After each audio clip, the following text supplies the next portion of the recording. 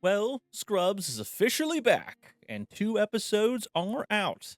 And overall, I think those episodes are just okay. There was some good stuff, but I do have plenty of criticisms and concerns about the show moving forward.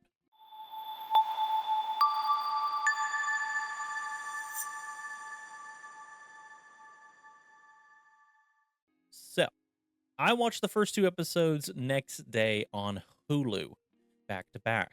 So, I didn't see any commercials or how they broke up the episodes, but I can guess where they may have been based on some of the cuts and beats in the editing. I saw a couple of comments on like a Facebook fan page about just how littered the episodes were with commercials, and that kind of helped me guess where all the cuts were in as well. I am bringing this up because I think it might be a variable as to why one of my complaints is the way it is. And that complaint is the pacing and just kind of overall editing.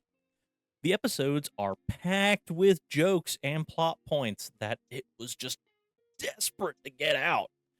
Seemed like they didn't want to leave anything on the editing room floor. They just wanted to cram it with everything and all their ideas. And of course, they probably were told the amount of time they have to cut out or a lot to commercials, so they cut out what they thought was some breathing room to compensate.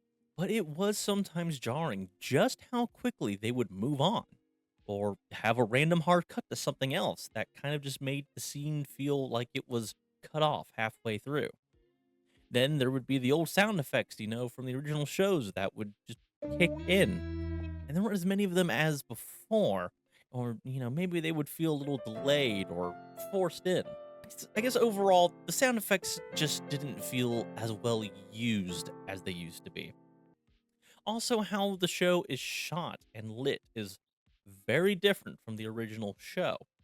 Not necessarily with all the cuts and overall cinematography, but like the background is all out of focus, like Zack Snyder filmed it. They also apparently borrowed Zack Snyder's make it look darker filter because it's just not as bright in a literal lighting sense. It is darker and more sterile as compared to the light and humorous Sacred Heart from before, that could also get dark and serious when the story needed it to be. I understand, there's upgrades and cameras and it's all digital and other technologies that were used to make it the way it is today, but without that warmth and silliness from the old ways, the comedy kind of suffers. Atmosphere and lighting and sound do a lot to help with tone and comedy. I will say though, the like technology modernization upgrade thing of the hospital itself in the show does look good. I like that it's iPads instead of clipboard charts. There's computers in every room pulling everything up and some other upgrades. It makes it feel like the hospital wasn't just put on pause with the show ending. And Dr. Cox did keep everything kind of up to times with modern medicine, but it was still the same hospital. Like, you could see the old bones with new makeup on. Okay, let's get a little into the story and characters. So, of course, spoiler alert. The story is JD is like a traveling consulting doctor who has to return to Sacred Heart because one of his patients is admitted there.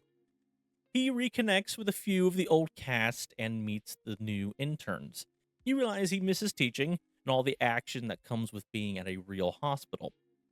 Then, at the end of the first episode, major spoiler alert, he becomes the new chief of medicine.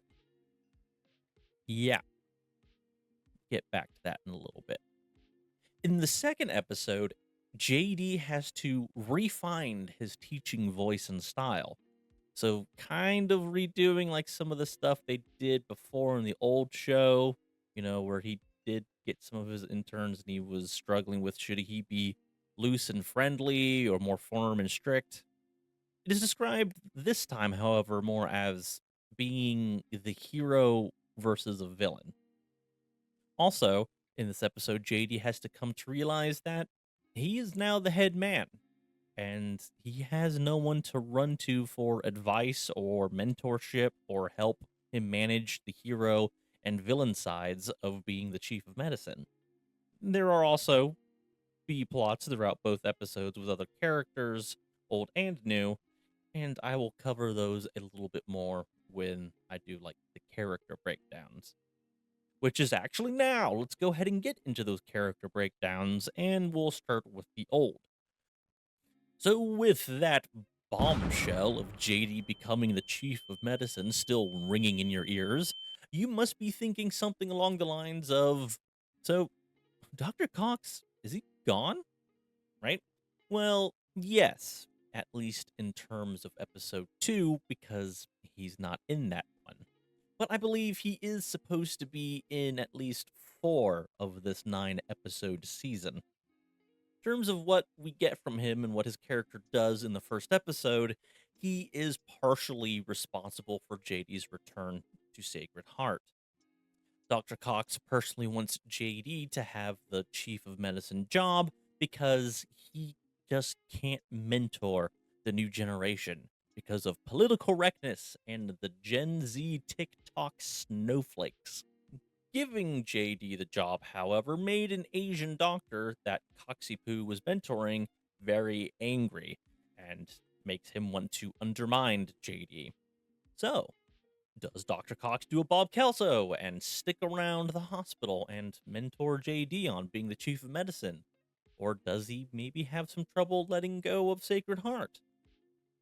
I sure hope so. The second episode not having him and him only potentially being in 4 of 9 episodes does not make it look too good, though. And if all we get of Cox is kind of a lackluster episode 1 appearance, I think I'm going to be pretty pissed. I say lackluster because what we did get didn't feel very Dr. Cox. He was too nice to JD and like complimenting him and treating him like a friend.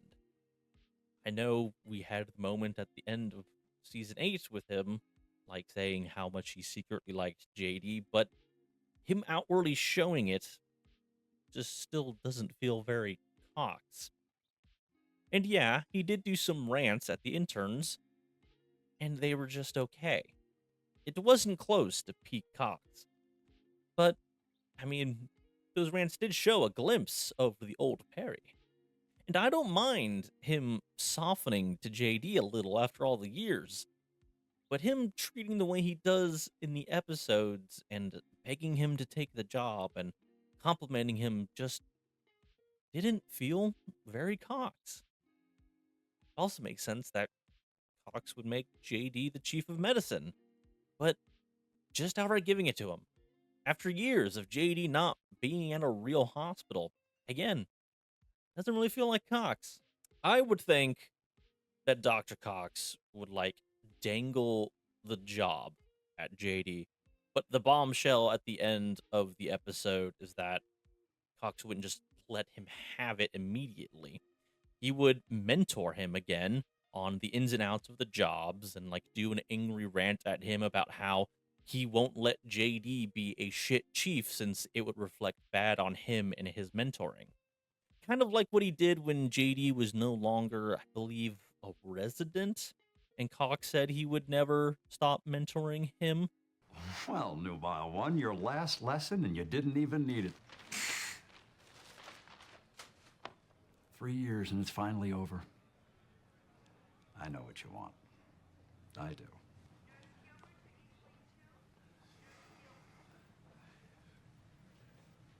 Come here. Oh my God, it's finally happening. Don't miss a moment. Take it all in. Ba ba ba ba ba ba ba ba ba ba ba ba. Ow! Good God, Fantasia, you don't actually think I'm done teaching you, do you? Do you not understand the only difference between today and tomorrow is that you wake up tomorrow and start coming in here and killing people, that no one can say it's no big deal, he's just a resident. Instead, what they're damn sure going to be wondering is who tried to educate your sorry ass. And when that finger of blame starts pointing in my direction, I had damn sure better be in a coma from the anger stroke I suffered the last time you tried to hug me. JD becoming the chief feels more like an end of season thing and not a begin of season thing, especially if they're doing this condensed season about one overarching theme kind of thing. All right, let's get out of Cox and into Turk. Dude, that's a little gay. After JD left Sacred Heart, Turk slowly turned more cynical and strict. Without JD to goof off and de stress with at the end of the day, Turk kind of just went downhill mentally. He has like 3 kids and no time after work to do anything.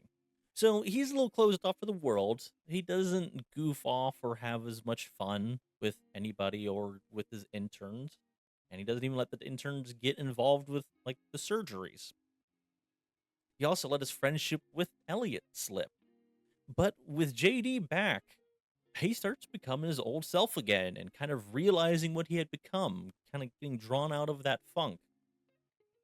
I think this is a decent story for Turk, but more needs to be done with Carla. Like, just her in general, and with the storyline and how she wasn't quite able to help Turk get out of that slump for so long. Carla, by the way, also only in the first episode so far. And we really didn't get much from her, like, at all in the first episode. Okay, now to get into one of the things that kind of bugs me the most with the story so far. JD and Elliot. JD and Elliot have a couple of kids. Now, I'm not sure how many, but as far as their marriage is concerned, it did not work out. Elliot left JD. And the reason for it is not yet known. But it's safe to say, Elliot is not excited to have JD back at Sacred Heart.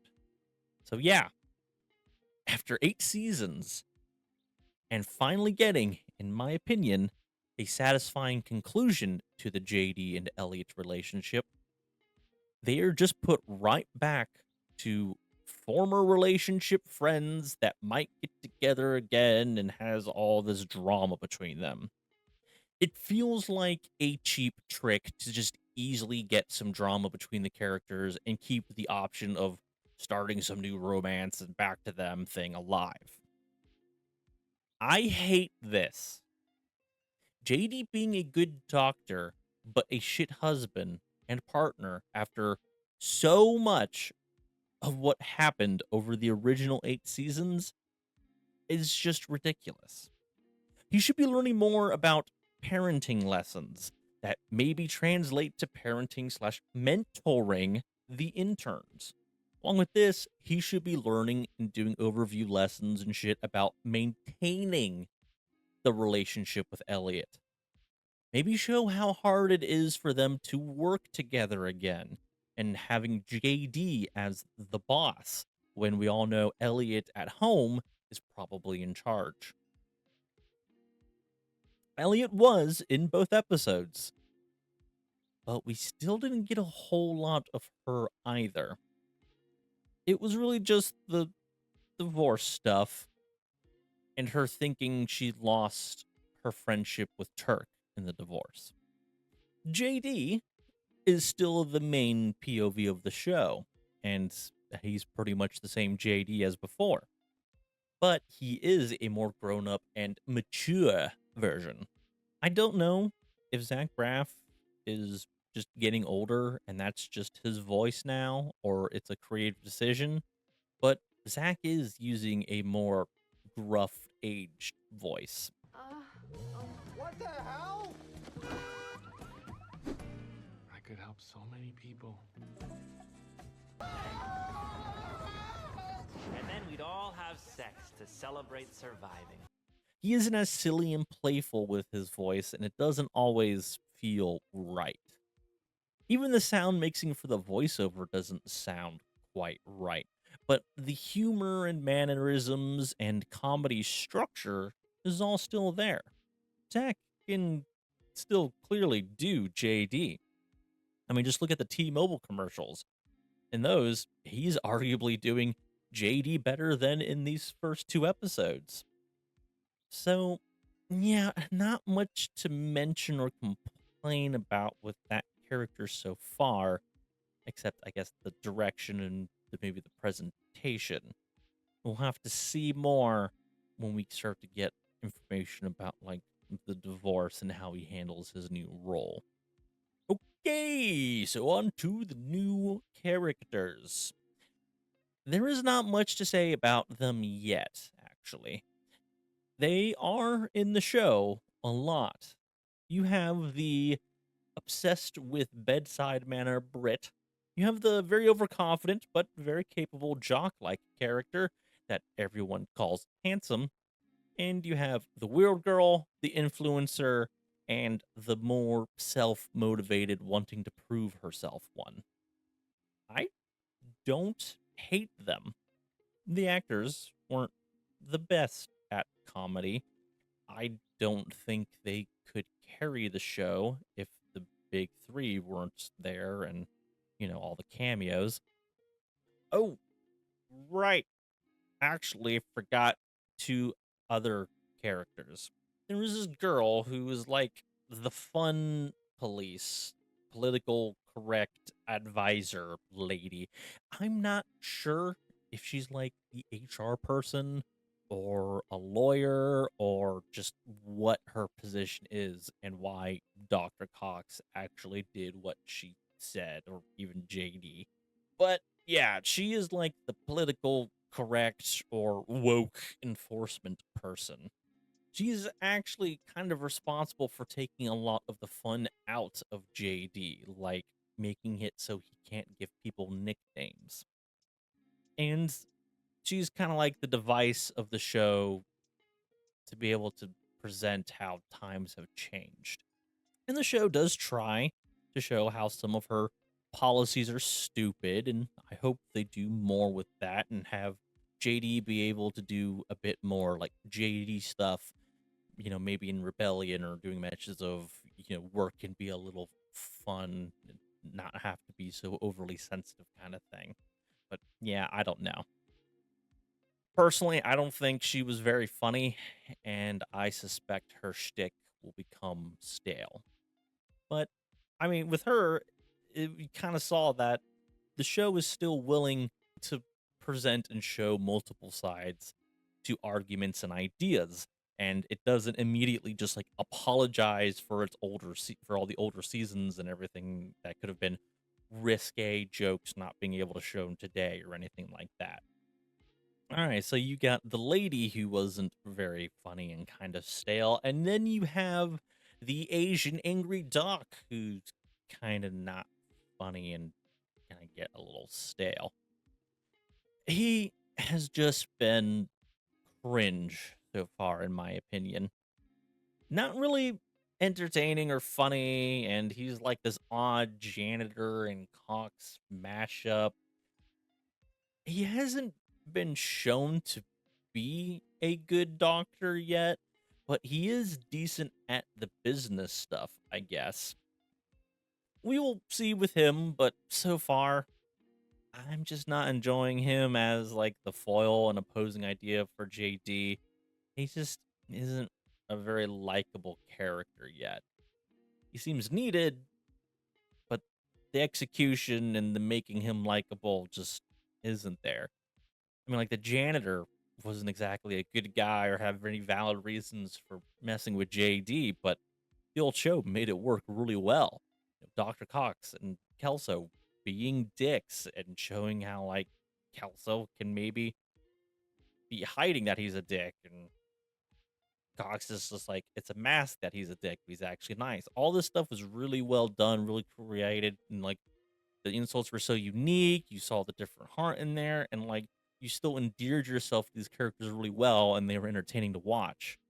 I know it's only been 2 episodes, but this Asian guy just hasn't quite landed for me yet. I hope he does, but I'm not overly hopeful.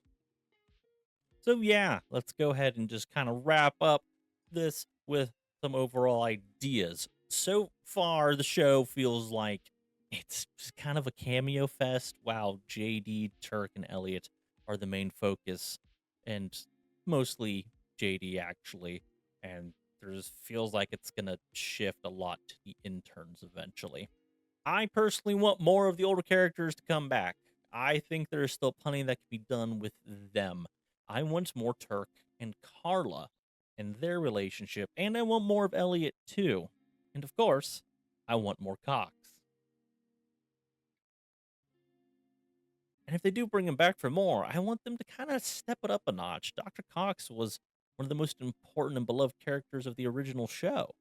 Overall, with these two episodes, if I had to describe it with kind of like another show, try to help you get kind of the vibe of what I'm saying, is I would describe it kind of like the later seasons of MASH, when it got a lot more serious, with time. The seasons where it still felt like MASH and the humor was still good, but it was just a lot more serious, and speeches about war and death, and Alan Alda just kind of doing as much soap opera stuff as they could when he turned to directing. Ironically, these two episodes, Zach Braff had turned to directing. Maybe he isn't quite ready to be the main director yet. Because, the pacing is off. And it needs to slow it down a tad and not try to cram just so much into a short amount of time and short amount of episodes. I will continue to watch and probably do a full season review when it's done. But for now, it was just all right. And I'm not sure it's really going down a path that will make me want more seasons. But hey, there was still heart. I still laughed. I still felt it when the emotional moments come. And I think it was good enough to give a shot. And you know what? If you do give it a shot, let me know what you thought. Because I got mixed feelings. And all I can say is, all right, I'll keep watching. But I hope you fix some stuff. Okay.